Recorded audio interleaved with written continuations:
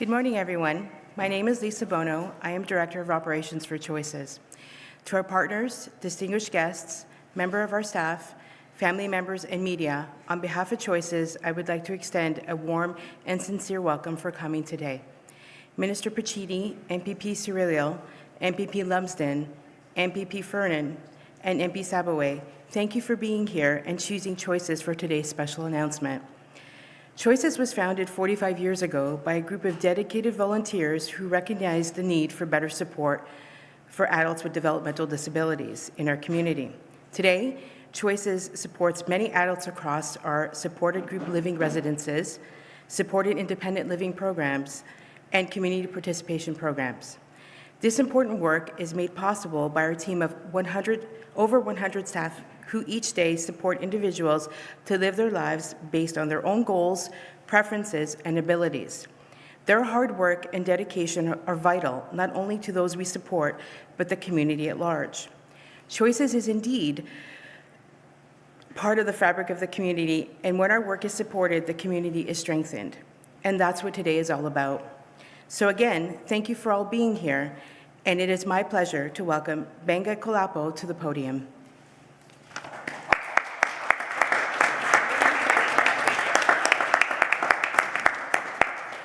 Thank you.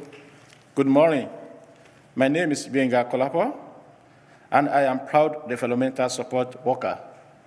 I'm speaking to you today as someone who has spent more than 10 years supporting our most vulnerable neighbor with everyday living. People with developmental disability, our elderly, our young people with cognitive impairment who have their life ahead of them, or people who deserve dignified care. As a DSW, care is at my core. We are there to help our loved ones live their best life. We show up in difficult moments, help people build independence, and DSW, like me, create stability and belonging. And in doing so, workers like me deliver care with high risk of workplace injury. It is work that means everything to me, but it's also comes with exposure to physical demand on our bodies. To be clear, getting hurt is not our job description. So, when injuries do take place, we need economic security so we can focus on healing and not worry about going broke due to loss of income. That message SIU and other unions have been sending to politicians at Queen's Park. We don't do this job for recognition. We do it because we care, because we believe in the people we support, and because we know how important this work is. We continue to show up every day, supporting some of the most vulnerable members of our community, doing work that requires patience, skill, and compassion. And all along, with Tyler, our great union by our side, we never stop fighting for fairness. Minister, thank you for hearing us and bringing us together. I'm introducing our MP, Cirillo.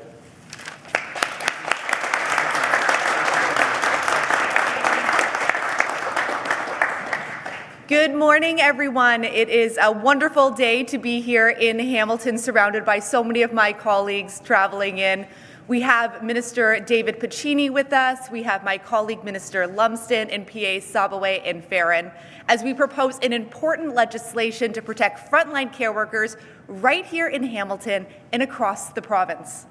Thousands of workers in privately operated residential care facilities and group homes, many of whom support seniors, people with disabilities, and vulnerable residents, have historically faced gaps in protection simply because of who operates their workplace. I recently had the opportunity to visit the village of Wentworth Heights and Macassa Lodge, both of which are in my riding of Hamilton Mountain. In addition to participating in their extensive activities and events available to residents, I had the opportunity to spend time speaking with residents and their families. It's clear from those conversations that caregivers take on the critical role of creating a sense of comfort and stability for residents, while also giving families peace of mind knowing that their loved ones are in the hands of experienced and compassionate professionals. Our care homes do not run without our nursing and residential care workers. In Hamilton, they show up every day to support our most vulnerable members, and they deserve to know that they are protected when they do so. Our Ontario government, under the leadership of Premier Ford, is closing the long-standing gaps in ensuring fairness across this sector. Alongside Minister Piccini, I am proud to stand with our Ontario care workers. Now it's my honor to welcome Victoria Mancinelli from LiUNA to the podium to share a few words. Thank you.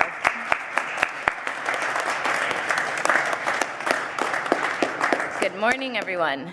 LiUNA is proud to represent thousands of workers across Ontario's healthcare and industrial sectors.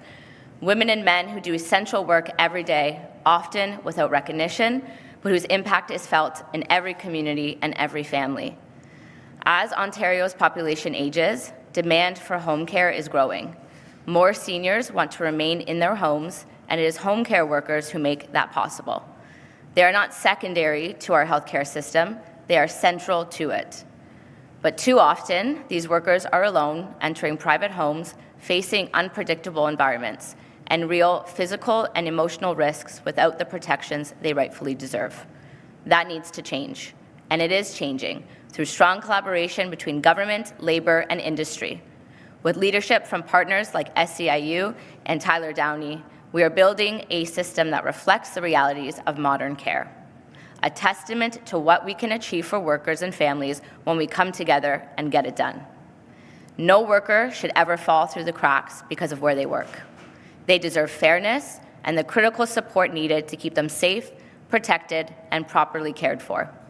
Because if we expect these workers to care for our loved ones, we must ensure they are cared for too. Thank you to our friend, Minister David Piccini, for your steadfast leadership, working with labor unions to turn commitment into direct action. And to every worker who shows up every single day to provide essential care, we see you, we value you, and we will continue to work together to ensure your voice is heard, your work is respected, and your dignity is never compromised. It is now my pleasure to introduce our next speaker, and his leadership is really part of the reason why we are here today. President of SEIU Healthcare Canada, Tyler Downey.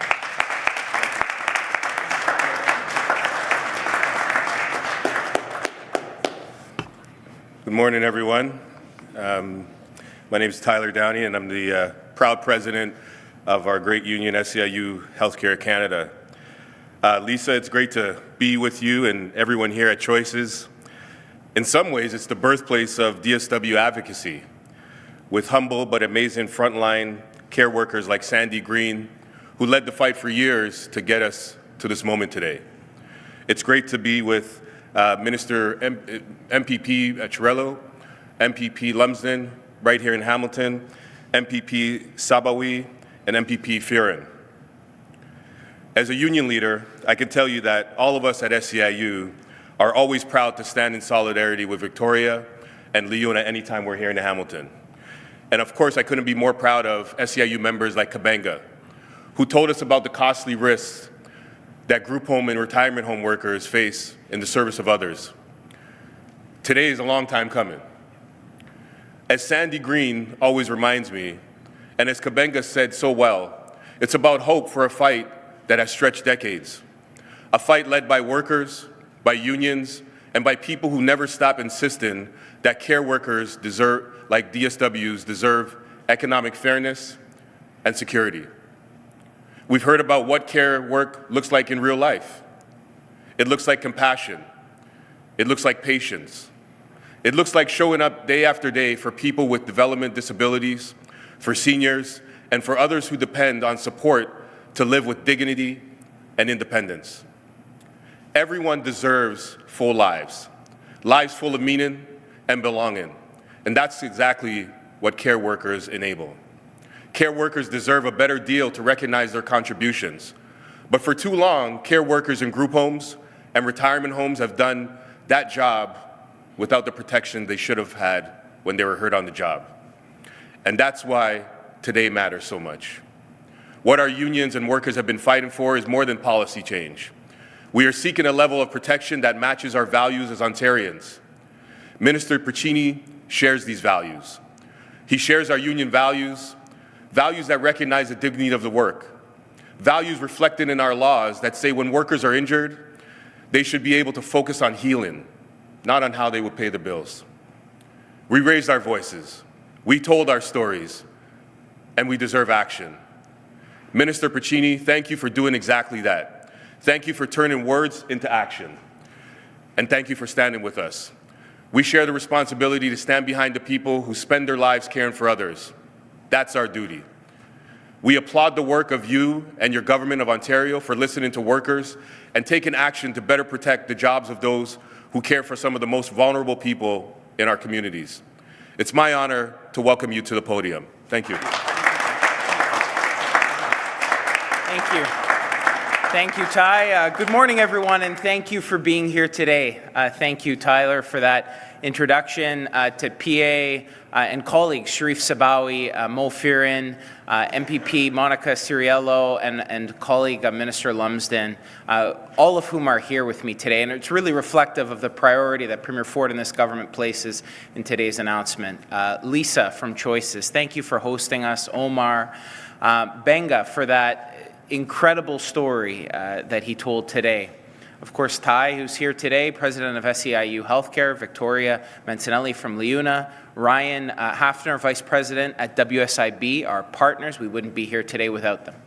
I want to say a big thank you to our hosts here at Choices. Omar and Lisa, we appreciate you having us here today to deliver this great news. To Sandy and other incredible workers here today, thank you for the work you do. Today is about you, the workers. And I'd like to commend the entire team for the meaningful work you do to support people with developmental disabilities. The impact of your work reaches far beyond this organization. It strengthens families, it enriches communities, and reflects the very best of what serving our communities is all about. It's about our shared values, as Ty mentioned earlier. Our government has been clear. Workers deserve to be protected. Whether it's on a construction site, in a restaurant, or in a home care setting, you deserve to be protected. And right now, thousands of frontline home care workers, community care workers, and workers in residential care facilities, group homes, go to work every day without guaranteed WSIB coverage. Some may need to negotiate these protections in their collective agreements between their union and employer, while others just don't have them at all. But what does that actually mean? It means a worker can show up for a shift, do everything right, and still face the risk of being injured on the job without the certainty of supports that come with it. It means that if someone is hurt lifting a client, responding to a behavioral incident, or dealing with a medical emergency, they may not have access to wage replacement. They may not have access to proper medical support. And they may not have that clear path back to work that is provided working so closely with the team at WSIB. For many of the people in this room, this isn't theoretical. This is real. This is the difference between being able to recover with dignity or facing the financial stress while trying to heal. It's the difference between stability and uncertainty for you and your family. And it's happening to workers doing some of the most important and demanding work in our communities, like those workers here today behind me, who support individuals with a complex set of needs. I want to take a moment to recognize how we got here. We're surrounded by some pretty incredible labor leaders in this room today. We have an incredible champion for workers in Victoria Mancinelli, who's always rolled up her sleeves to find real solutions to help and benefit workers, and I'm grateful for that partnership. And I've often said the foundation of good public policy is a collaborative relationship between industry, labor, and government. And I really want to acknowledge a very special leader today, Ty Downey, and the leadership that he has shown at SEIU. Through Ty's strong and pragmatic, powerful leadership, we've solved problems together. He's been such a powerful champion for bringing the voices of healthcare workers to Queen's Park. And with that, I want to recognize a very special worker, Sandy Green. Sandy's a developmental support worker working over 40 years and a frontline advocate who has helped bring these realities forward. I had the opportunity to meet her the other day and to sit down with Sandy, Ty, and other frontline care workers for a roundtable discussion. And what we heard from Sandy and others was clear. The nature of this work has changed. As we've moved from institutions over decades into community, as that care has shifted into those communities over the past number of decades, with it, the risks have followed, but the coverage has not. And today, workers are supporting individuals with an increasingly complex set of needs and acuities, often in high-risk environments, sometimes working alone. They're trained to respond to serious safety risks, including physical aggression and medical emergencies. And that's why we're here today, because caring for those who care for us matters. That's why today I'm proud to announce that our government will soon introduce legislation that would, if passed, and I have to say if passed, but I can tell you, everybody at Queen's Park of all parties knows who Sandy is. She's been such a strong advocate. This will extend mandatory WSIB coverage to privately operated residential care facilities, retirement homes, group homes, and home care workers of this province who deserve it. This change would protect, it's estimated, an additional 29,000 to 30,000 frontline care workers across Ontario, including personal support workers, developmental support workers, registered nurses, and so many more, giving them clarity, dignity, and the support they need to care for others. These changes would close long-standing coverage gaps across the sector, giving workers access to WSIB coverage like income replacement, health care and rehabilitation services, retraining, and return to work supports, while providing employers a clear, consistent rules across the sector. This is part of our government's broader plan under Premier Ford's leadership to protect workers, strengthen our workforce, and build a more resilient and productive Ontario. Because a healthy and safe worker is a productive worker. And at a time of global economic uncertainty, we are acting to protect workers, to support employers, and to ensure our frontline services remain strong and stable in the best province in the country. In closing, Ontario has one of the most skilled, dedicated workforces anywhere in the world.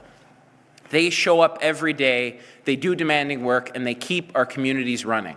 Our job is simple, to have their backs, because when workers are protected, they can do their job safely, confidently, and with pride. And that's how we build a stronger, more resilient economy. To all who are caring for our seniors, parents, children, thank you. This government will always be here to support you, because that's what it means to care for those who care for others. Thank you very, very much, everyone, for being here today.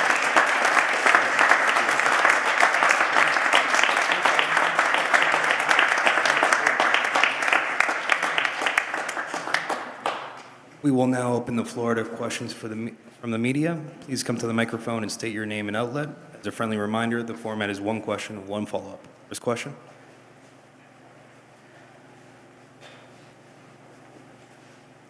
Adair, CTV News. Minister Piccini, I guess the obvious question is, what took so long? You know, I can't speak to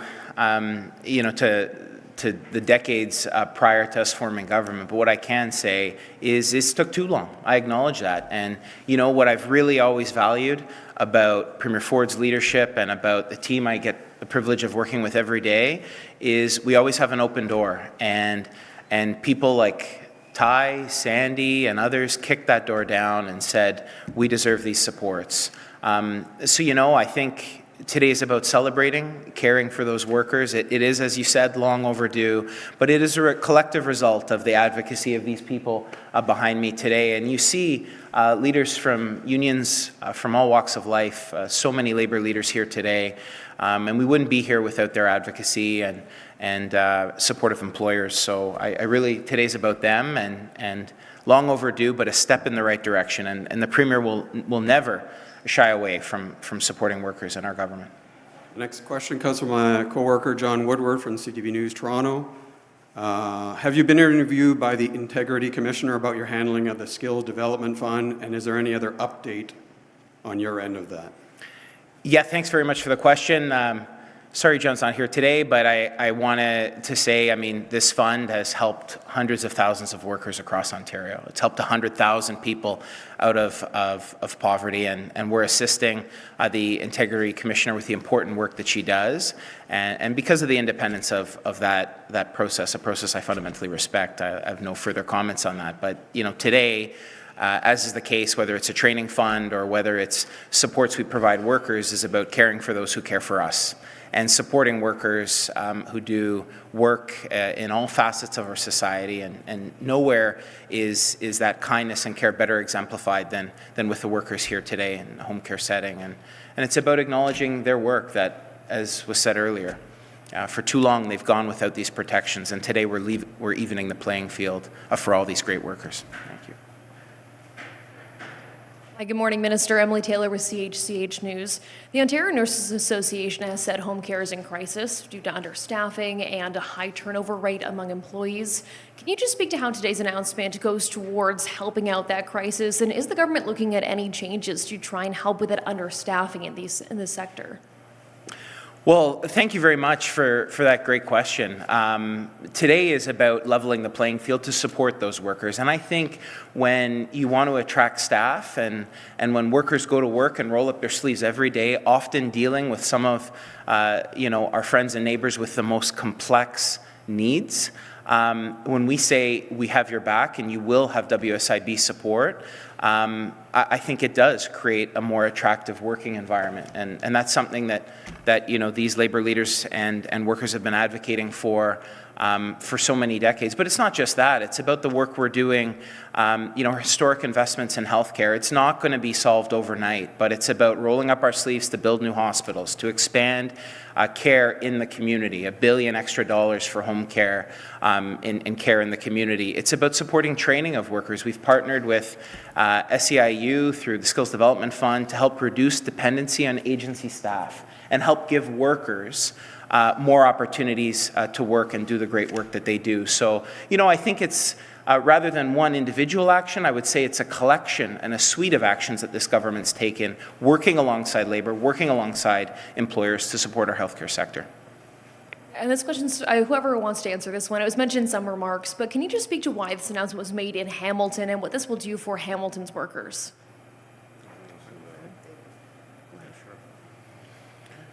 Yeah, I mean, thanks for the question. I think the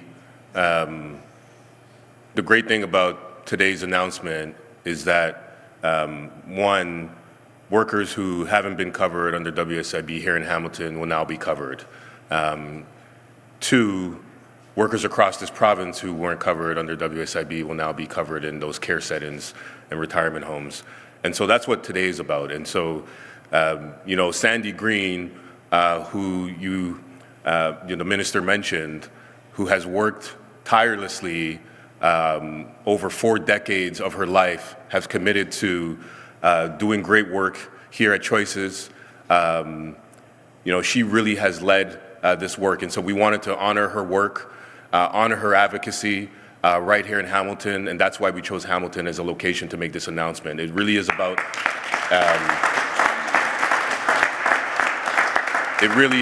lifting up people like Sandy Green who do the great work for Ontarians every day, and so that's why Hamilton was chosen.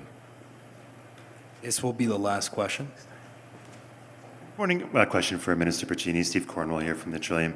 I'm looking for an update on round 6 of the Skills Development Fund training. Have you selected all the recipients for round 6 yet? And have you signed transfer payment agreements with all of them or most of them kind of to date? Hi, Steve. Good to see you. Thanks for coming down to Hamilton, birthplace of such strong labor advocacy. Steve, we're continuing to assess Skills Development Fund applicants in round 6. As I said before, this fund, now in its 6th round, has helped 100,000 workers, lifting them out of either or underemployment into jobs.